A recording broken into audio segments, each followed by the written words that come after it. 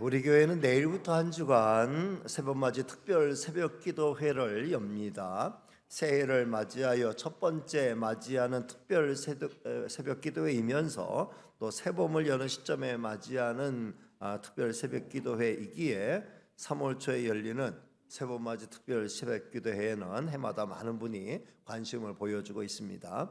올해도 많은 분이 마음을 같이하여 동참해 주실 것을 기대합니다. 올해는 예레미야 애가를 중심으로 새봄에 부르는 눈물의 노래라는 주제로 기도회를 진행합니다.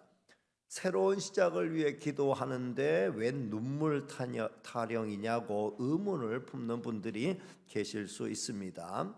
그러나 눈물을 흘리며 씨를 뿌리는 자는 정령 기쁨으로 그 단을 거두게 된다는 것이 성경이 말씀하는 진리죠.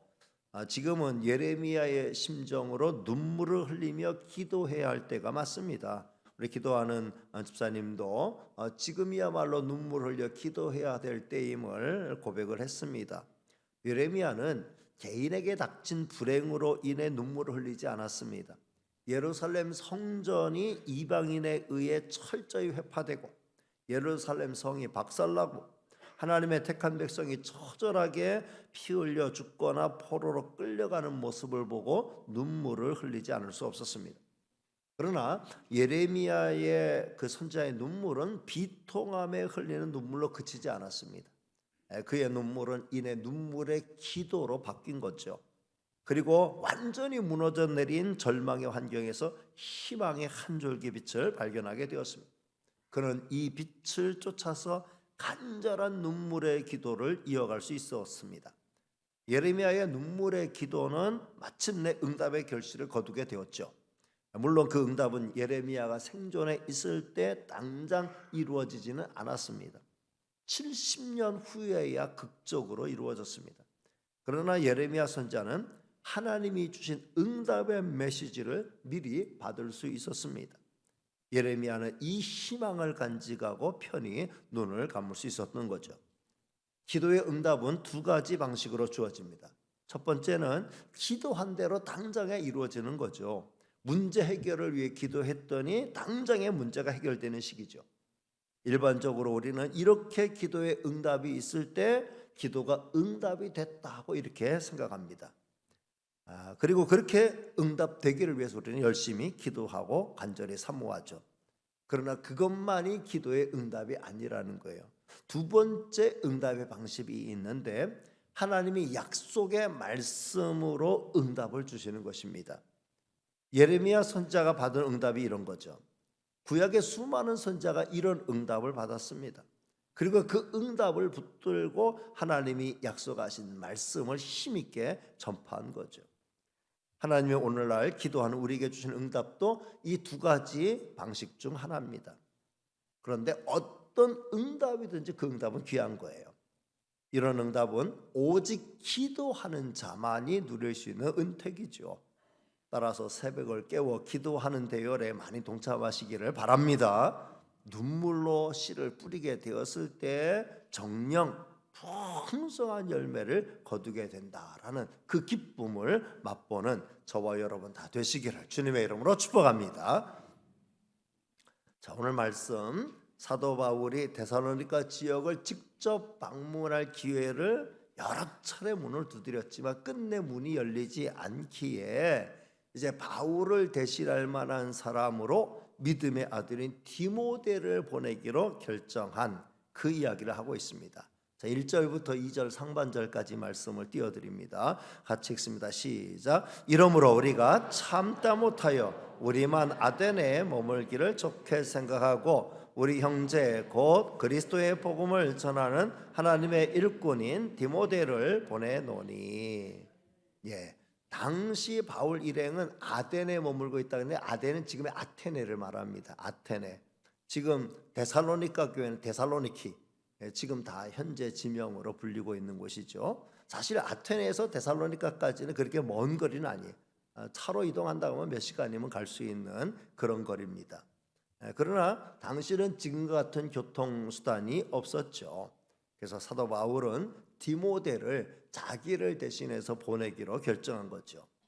디모데를 보낼 때 이렇게 말합니다. 디모데는 우리의 형제입니다. 그리스도의 복음을 전하는 하나님의 일꾼입니다. 이렇게 말하죠. 다른 곳에서는 바울은 디모데를 일컬어 내 믿음의 아들이다 이렇게까지 말하고 있죠. 그만큼 바울이 심혈을 기울여 양육한 믿음의 일꾼이었습니다. 사도 바울은 나중에 디모데 전서, 디모데 후서를 통해 디모데를 직접 가르치기도 하였습니다. 자, 바울은 디모데를 신뢰했고 디모데는 그런 바울의 신뢰를 저버리지 않았습니다. 계속해서 이제 이어지는 말씀을 살펴보면 이번에도 디모데는 자기에게 주어진 역할을 충실히 감당했고 기대 이상의 성과를 보인 것을 볼 수 있습니다. 디모데 같은 사람은 이 세상 어디에도 필요하지요. 하나님의 교회는 더욱 필요한 종류의 사람입니다. 디모데와 같은 사람이 많아지면 많아질수록 하나님의 교회는 흥황하게 되는 거죠. 무슨 일을 맡겨도 믿음직하게 그 일을 잘 감당해내는 거죠. 항상 하나님의 일꾼으로서의 자기 정체성을 잃지 않고 하나님 앞에서 복음의 사역을 충실히 감당하는 종이었다는 것입니다. 이런 사람은 어디에서나 환영받으며 스스로도 큰 보람을 얻을 수 있습니다. 성도 여러분, 저와 여러분이 모두 디모데와 같은 신실한 하나님의 일꾼들이 다 되시기를 주님의 이름으로 축복합니다. 바울은 이어서 이 디모데를 보내는 목적을 밝히고 있어요. 디모데를 보내는 목적 2절 하반절부터 3절까지입니다. 띄워드리는 자막을 보고 읽어주시기 바랍니다. 시작. 이는 너희를 굳건하게 하고 너희 믿음에 대하여 위로함으로 아무도 이 여러 환난 중에 흔들리지 않게 하려 함이라. 우리가 이것을 위하여 세움받은 줄을 너희가 친히 알리라. 아멘. 성도 여러분, 지금 고난을 받고 있는 자에게 필요한 것은 고난은 본래 그런 거야 라고 하는 고난에 대한 상식, 고난에 대한 지식도 지식이지만 더 중요한 게 뭐겠어요? 옆에서 돕는 사람이 필요하다는 것입니다. 저들의 믿음이 굳건해지도록 저들을 돕는 자가 필요하고 또 저들의 슬픔과 고통을 잘 견뎌낼 수 있도록 위로하는 위로자가 필요한 거죠. 아직 믿음이 연약한 사람이라면 더욱 그렇습니다. 산전수전 다 겪은 성도라면 모든 고난에 대해 슬기롭게 대처할 믿음과 지혜가 있어요. 그러나 아직 경험이 부족한 연약한 성도에게는 작은 시험도 큰 짐이 되고 큰 시험이 됩니다. 이때 믿음이 큰 자가 믿음이 연약한 자를 도와야 되죠. 저들의 믿음을 붙들어주고 적절한 위로의 말로 힘을 북돋아 주어야 합니다. 모진 한파가 그렇고 자연재해가 그렇듯 고난은 남녀노소 빈부귀천을 가리지 않습니다. 교회를 향한 핍박도 마찬가지. 신앙의 연조나 깊이에 상관없이 모든 성도에게 다 들이닥칩니다. 믿음이 좋은 성도는 축적된 믿음을 가지고 이겨나갈 수 있지만 연약한 성도는 몹시 흔들리게 마련이에요. 이럴 때 옆에서 도와주는 사람이 있으면 잘 이겨나가는 데 큰 도움이 되죠. 우리는 그런 역할을 하는 자로 세움받았다는 거예요. 오늘 사도 바울은 데살로니가 교회를 향해 바로 이런 모습을 보여주고 있죠. 바울은 이렇게 말합니다. 우리가 이것을 위하여, 이런 목적을 위하여 세움을 받은 줄을 너희가 친히 알리라 라고 말씀하고 있습니다. 하나님의 교회의 일꾼들을 세우는 목적은 저들로 위세를 부리기 위해 세우는 것이 절대로 아니죠. 정말 연약한 자들을 도와주고 세워주라는 거예요. 교회는 아직 믿음이 연약한 성도들이 많이 있어요. 저들에게 필요한 건 돌봄이고 위로입니다. 연약한 자들의 연약한 믿음을 탓하지 말고 저들에게 돌봄과 위로를 베푸는 믿음의 선배들이 다 되시기를 주님의 이름으로 축복합니다. 성도 여러분, 교회를 향해 찾아오는 환난은 절대로 피할 수 없는 거예요. 이런 사실을 제대로 깨닫고 신앙생활하는 게 정말 중요합니다. 사도 바울은 그런 역할을 했죠. 자, 4절 말씀을 같이 읽겠습니다. 시작. 우리가 너희와 함께 있을 때에 장차받을 환난을 너희에게 미리 말하였는데 과연 그렇게 된 것을 너희가 아느니라. 장차받을 환난이 있다라고 하는 걸 교회에 들어온 성도에게, 이제 막 예수님 믿기 시작한 성도에게 가르쳤다는 거예요. 왜냐하면 어김없이 찾아오는 환난이기 때문에 그런 거죠. 그러니까 미리 경고하고 예수님 믿으려면 이런 고난을, 이런 정도의 고난을 각오해야 됩니다. 미리 알려주었다라는 겁니다. 장차받을 환난에 대해서는 이미 구약의 많은 선지자들이 말했던 거죠. 즐겨 사용했던 말이에요. 구약의 선지자들은 시대의 타락을 지적하면서 장차 올 환란에 대해서 예고했습니다. 그리고 그 환란을 이겨내기 위해서는 구원자 하나님을 온전히 바라봐야 될 것을 가르쳤죠. 예수님도 그랬죠. 예수님도 장차 올 환란에 대해서 제자들에게 말씀해 주셨습니다. 물론 예수님은 장차 올 환란에 대해서뿐만 아니라 예수님의 삶 자체가 고난으로 이어지는 삶임을 여러 번 암시하고 또 가르치셨습니다. 예수님이 걸어가신 그 길 자체가 십자가의 길, 고난의 길이었죠. 따라서 그 예수님을 따르는 제자들, 성도들에게는 고난의 길이 필연적인 것이었다는 거죠. 그래서 사도들은 장차 올 환란에 대해서 끊임없이 예고하고 경고했습니다. 그러나 중요한 것은 이 장차 올 고난을 대하는 그 태도 자세에 대해서 성경은 어떻게 가르치냐. 예수님도 그렇고 구약의 선지자도 그렇고 그리고 신약의 사도들도 그렇고 어떻게 가르치는가 하면 도망쳐라. 환란이 찾아올 거니까 잘 도망쳐야 된다. 그걸 잘 피해가야 된다. 세상으로 말하면 무당 점쟁이 찾아갔는데 부적 붙여야 된다. 그러면은 이 애군이 당신을 피해갈 것이다. 성경은 그렇게 가르치지 않아요. 장차 올 환란이 있고 장차 올 고난이 있을 때 그걸 피할 방법, 그걸 피할 수 있는 수단이 뭐냐, 이걸 가르치지 않아요. 장차 올 환란이 있을 때 그걸 슬기롭게 극복할 수 있는 극복의 능력, 극복의 방법이 뭔지를 가르쳐 주죠. 그럴 때 우리가 할 일은 뭐예요? 하나님 붙드는 일이에요. 주님 붙드는 일이야. 주님의 약속의 말씀을 붙들고 나가는 것이다 라고 가르쳤습니다. 2000년 교회 역사는 그 예언이 그대로 성취된 것을 보여주는 역사였죠. 어느 시대이고 교회가 고난으로부터 자유를 얻었던 때는 없습니다. 지금도 우리는 우리 각자에게 주어진 십자가를 지고 주님의 뒤를 따르고 있습니다. 성도 여러분, 인생은 고난을 알고 사는 거예요. 따라서 눈물을 피할 수 없습니다. 이런 고난을 슬기롭게 극복하는 방법은 눈물이 날 때 한숨 짓는 게 아니라 하나님의 말씀을 들고 기도하는 거죠. 기도는 고난을 이기라고 하나님이 우리에게 주신 비밀의 열쇠예요. 하나님의 말씀은 그 기도의 문을 여는 비밀의 코드예요. 성도 여러분, 예고된 환난의 시절을 우리가 바라보면서 슬기롭게 대비하는 방법, 슬기롭게 극복하는 방법이 뭐냐? 첫 번째는 변함없는 하나님의 말씀 붙드는 거예요. 변함없는 하나님의 말씀을 붙드시길 바랍니다. 하나님 붙드는 건 하나님의 말씀 붙드는 거예요. 하나님의 말씀 붙들고 나가는 게 바로 우리의 믿음이죠. 특별히 하나님의 말씀 가운데 우리를 사랑한다는 말씀, 나를 사랑한다는 말씀, 이 말씀을 붙드시길 바랍니다. 지난 3일 기도회 때 시편 말씀을 다시 읽어가는데, 다윗의 시를 읽어가는데 이전에 다 설교했던 내용인데 다시 보니까 또 새로워요. 시편 13편 5절 말씀이 지난 3일 기도회 때는 특별히 와닿는데 13절 5절 말씀, 시편 13편 5절 말씀을 띄워드립니다. 같이 읽겠습니다. 시작. 나는 오직 주의 사랑을 의지하여 싸우니 나의 마음은 주의 구원을 기뻐하리이다. 정말 저는 이 말씀을 보면서 정말 참 이전에 몰랐던 또 새로운 어떤 참 말씀의 맛을 보게 되었습니다. 여기 보면 다윗이 나는 오직 주의 사랑을 의지하였다. 주의 사랑을 의지하였습니다. 이렇게 말하고 있어요. 보통은 우리가 주의 권능을 의지합니다. 주님의 능력을 의지합니다. 하나님의 전능하심을 의지합니다.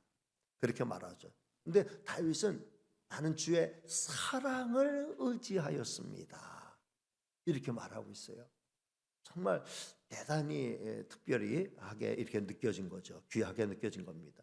성도 여러분, 여러분이 정말 어려움을 겪고 있어요. 누구를 의지할 수 있습니까? 자, 힘과 권세가 있는 사람이 있고 정말 여러분을 사랑하는 사람이 있어요. 여러분 정말 힘들고 어려워. 누구를 먼저 찾습니까? 힘과 권력 있는 사람 먼저 찾아요? 나를 사랑해 주는 사람을 찾아요?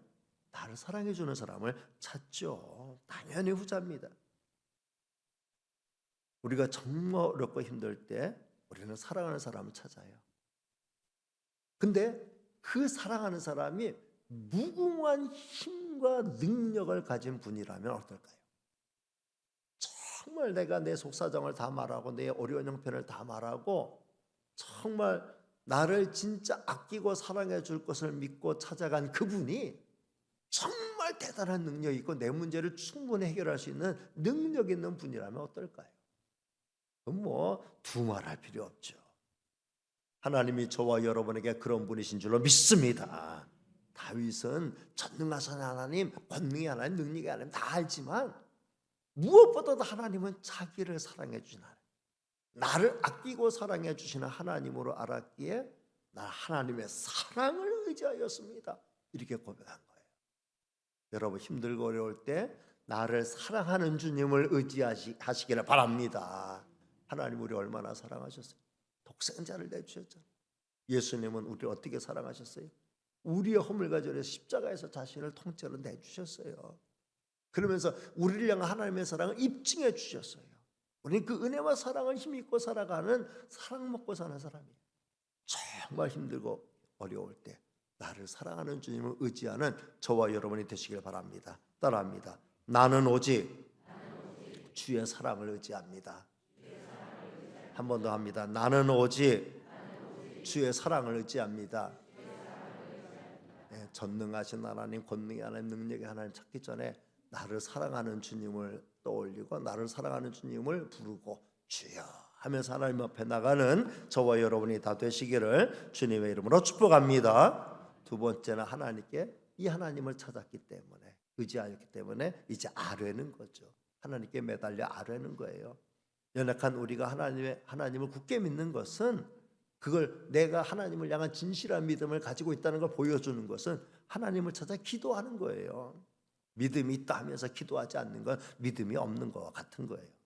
정말 믿음이 있는 성도는 힘들고 어려울 때, 힘들고 어려운 일이 닥쳤을 때 무릎 꿇고 하나님 앞에 기도하기 마련이죠. 내일부터 한 주간 우리는 새벽을 깨워 기도하려고 합니다. 눈물로 기도하였던 예레미야의 기도를 배우기를 원합니다. 우리의 기도를 기뻐 들으시고 우리를 만나기를 기다리시는, 나를 사랑해 주는 그 주님을 찾아서 새벽을 깨워 기도하는 저와 여러분이 되시길 바랍니다. 그리고 하나님께 맡긴 다음에는 그 다음에는 묵묵히 이제 고난의 파도를 헤치고 나가는 거예요.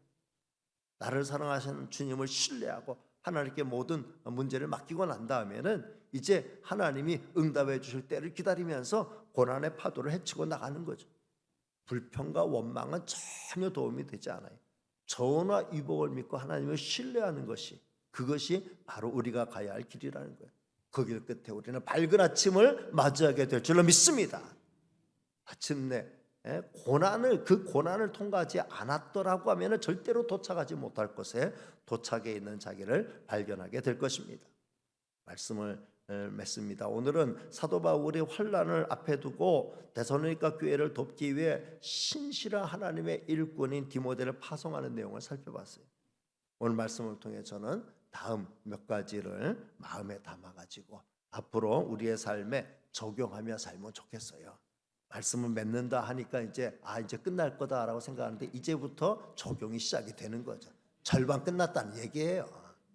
절반 끝났다는 얘기지 뭐 다 끝났다는 얘기는 아니에요. 어쨌든 말씀을 오늘 본문의 내용을 정리하면 이렇다는 거예요. 자, 첫 번째는 장차받을 환난을 각오합시다. 따라합니다. 장차받을 환난을 각오합시다. 고난 없을 것이다 이렇게 생각하면, 환난 없을 것이다 이렇게 생각하면 안 돼요. 그건 어리석은 생각이에요.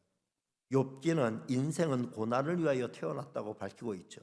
욥기 5장 7절 말씀 읽습니다. 시작. 사람은 고생을 위하여 났으니 불꽃이 위로 날아가는 것 같으니라. 불꽃이 위로 날아가는 것처럼 인생에게 고난이 찾아오는 건 그건 정한 이치라는 거예요. 여러분 모든 인생은 태어날 때 울면서 시작해요. 엄마 뱃속에서 벗어나 세상에 처음 태어날 때 모든 사람은 다 울음을 터뜨립니다. 웃으면서 태어나. 와! 웃으면서 태어나는 애기는 하나도 없어요. 다 울면서 태어나요. 그렇게 고난은, 눈물은 인생의 동반자예요. 따라서 내 인생에 고난이 없기를 바라지 말고 이 고난을 어떻게 슬기롭게 극복할 것인지를 생각해야 합니다. 온갖 닥쳐오는 고난을 슬기롭게 극복하는 우리 교회 모든 성도가 되시기를 주님의 이름으로 축복합니다. 두 번째는 고난 가운데 주님을 꼭 붙듭시다. 따라합니다. 고난 가운데 주님을 꼭 붙듭시다. 사도 바울은 끝없는 고난의 연속인 삶을 살았죠. 근데 그때마다 주님을 꼭 붙들어서요. 구약의 다윗이 그랬듯이 신약의 사도 바울이 그랬어요. 하나님 주신 약속의 말씀을 꼭 붙들고 기도하는 게 정말 중요해요. 사도행전 27장 22절부터 25절 말씀은 사도 바울이 절체절명의 위기에 속해 있을 때에 어떻게 주님을 붙들었는지, 주님의 약속의 말씀을 붙들었는지를 잘 말씀해 주고 있습니다. 내용이 좀 스토리로 이어지는데 읽어보겠습니다. 시작. 내가 너희를 권하노니 이제는 안심하라. 너희 중 아무도 생명에는 아무런 손상이 없겠고 오직 배뿐이리라. 내가 속한 바 곧 내가 섬기는 하나님의 사자가 어젯밤에 내 곁에 서서 말하되 바울아 두려워하지 말라. 네가 가이사 앞에 서야겠고 또 하나님께서 너와 함께 항해하는 자를 다 내게 주셨다 하였으니 그러므로 여러분이여 안심하라. 나는 내게 말씀하신 대로 되리라고 하나님을 믿노라. 아멘. 바울을 태운 배는 지중해 한가운데서 풍랑을 만났고 꼬박 2주간을 고생을 했습니다. 14일을 고생을 했어요. 그 고생 끝에 바울은 하나님의 사자가 전해준 약속의 말씀을 붙들었습니다. 바울은 그 주신 말씀을 가슴 깊이 간직했고 배 안에 있는 사람에게 그대로 전파했어요.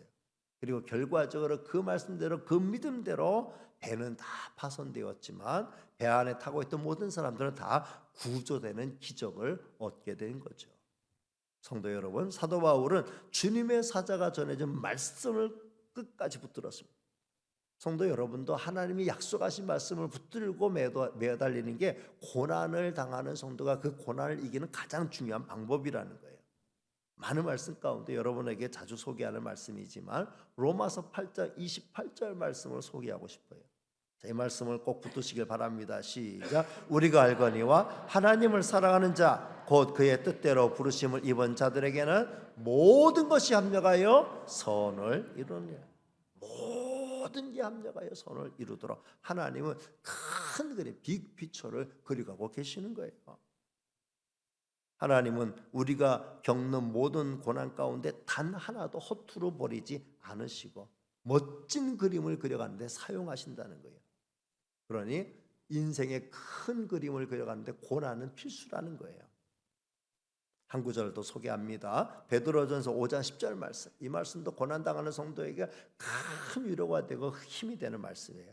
같이 읽어볼까요? 시작. 모든 은혜의 하나님 곧 그리스도 안에서 너희를 부르사 자기의 영원한 영광에 들어가게 하신 이가 잠깐 고난을 당한 너희를 친히 온전하게 하시며 굳건하게 하시며 강하게 하시며 털을 견고하게 하시리라. 이미 우리를 부르셔서 자기의 영원한 영광의 세계에 들어가게 하신 하나님. 저와 여러분은 이미 영원한 영광의 세계에 입성한 사람들이라는 거예요. 우리 이미 하늘의 시민권을 이미 얻었잖아요. 천국의 티켓을 이미 얻었어요. 하나님 부르시는 순간 올라타기만 하면 돼요. 우리는 천국은 약속되어 있어요. 그런 우리가 이 땅을 살아가는 동안 잠깐 고난당하는 거예요.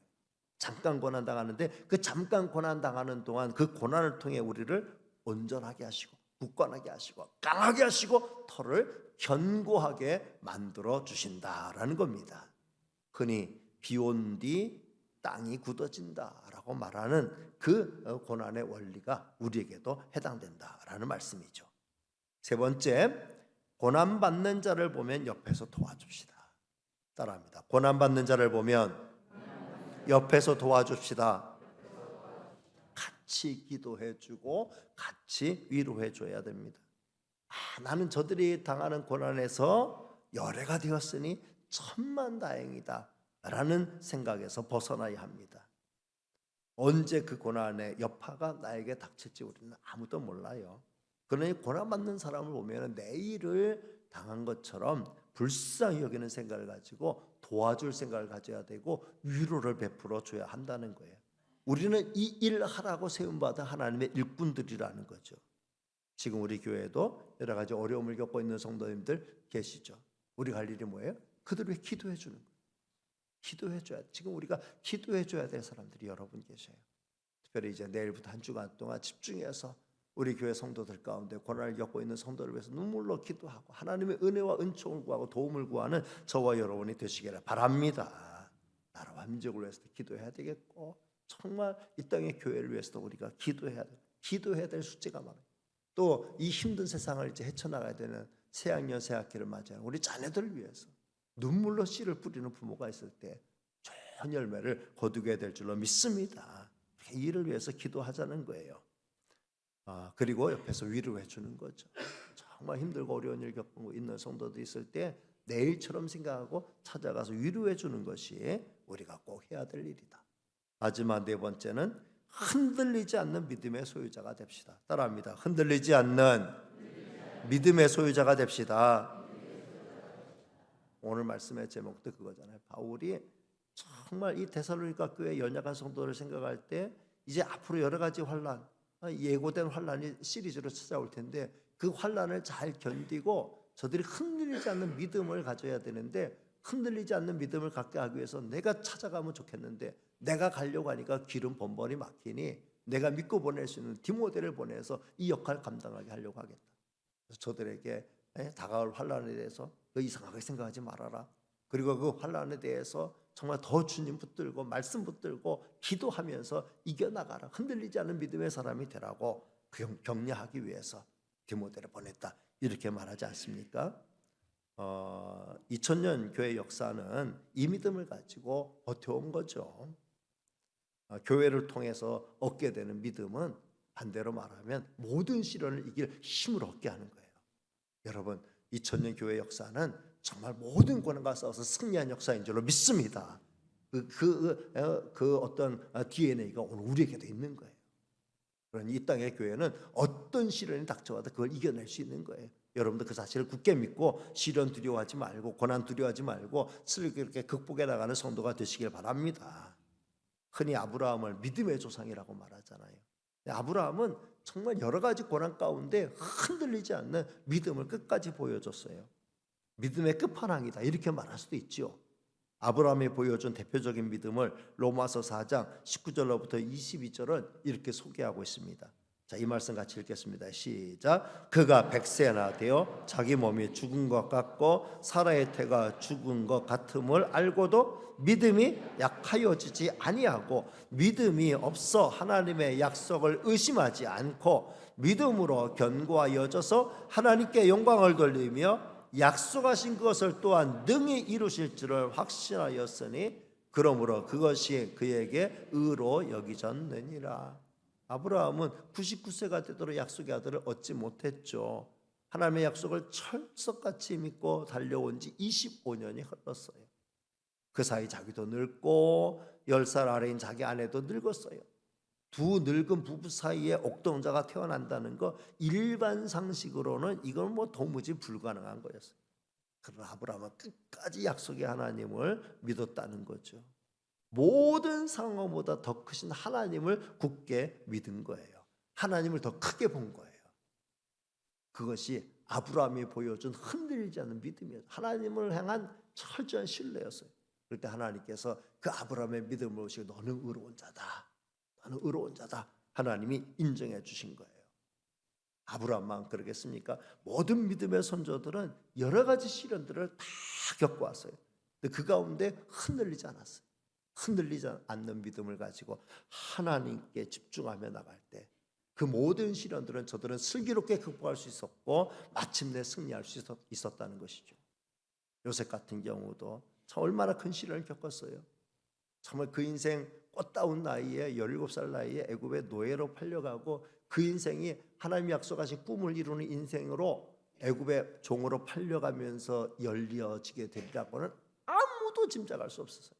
아무도 상상할 수 없었어요. 근데 그런 과정이 없었다고 하면은 요셉은 자기의 꿈을 이룰 수가 없었어요. 하나님은 그를 참 밑바닥까지 철저히 낮아지도록 만드시고 그 고난투성이의 길을 다 겪게 하시고 난 다음에 드디어 활짝 아름다운 꽃을 피우게 만드시는 거죠. 하나님도 저와 여러분의 인생을 그렇게 만들어가고 계시는 중에 있음을 믿으시길 바랍니다. 그 하나님을 바라보는 자가 흔들리지 않는 믿음을 가지고 승리할 수 있어요. 흔들릴 때마다 흔들리지 말고 더 주님 붙들고 주님 말씀 붙들고 기도함으로 극복하며 흔들리지 않는 믿음의 승리자로 나가는 저와 여러분 다 되시기를 주님의 이름으로 축복합니다. 기도하겠습니다. 은혜로우시고 사랑 많으신 하나님 감사합니다. 오늘도 저희를 사랑해 주셔서 이 아침에 불러주시고 흔들리지 않는 믿음의 소유자로서 이 마지막 시대 여러 가지 환난을 슬기롭게 대처해 나가는 지혜로운 성도가 될 것을 말씀해 주셨으니 감사합니다. 고난을 피해갈 생각하지 말고 어차피 찾아오는 고난 슬기롭게 맞이하면서 극복해 나가는 저희가 되게 하여 주옵소서.